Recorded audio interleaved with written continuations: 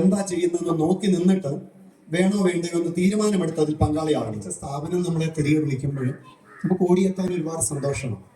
അതുകൊണ്ടാണ് എനിക്ക് തോന്നുന്നത് വലിയൊരു പബ്ലിസിറ്റി ഉണ്ടായിരുന്നെങ്കിൽ ഇത് നിറഞ്ഞ ആളുണ്ടാവുമായിരുന്നു.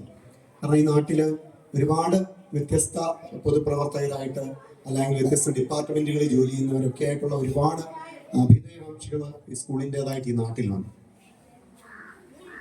മുൻപ് സൂചിപ്പിച്ചതുപോലെ ഇവിടെ എന്താണ് എനിക്ക് തോന്നുന്നത്, സ്കൂളിൽ ബസ്സിന്റെ കാര്യവും പിന്നെ കമ്പ്യൂട്ടർ സംബന്ധമായ 2 കാര്യങ്ങളാണ് ആമുഖമായി ഇവിടെ സൂചിപ്പിക്കപ്പെട്ടത്.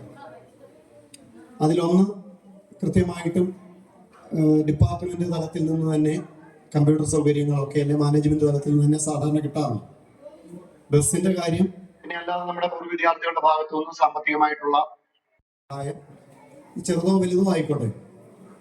ഈ മനുഷ്യർ 3 തരത്തിലുണ്ട്. ഒന്ന് ചെയ്യുന്നവർ, 2 എന്താ ചെയ്യുന്നതെന്ന് നോക്കി നിന്നിട്ട് വേണോ വേണ്ടയോ എന്ന് തീരുമാനമെടുത്ത് അതിൽ പങ്കാളിയാകുന്നത്. 3ാമത്തെ കൂട്ടരെ നമ്മൾ പ്രതീക്ഷിക്കേണ്ട, വഴി എന്നത് അവിടെ നടക്കുന്ന അന്വേഷിച്ചിട്ട് അവർ ആ വഴിയെ പോകും. നമ്മൾ ഈ 2 കൂട്ടരെ നമുക്ക് പ്രതീക്ഷിക്കാം.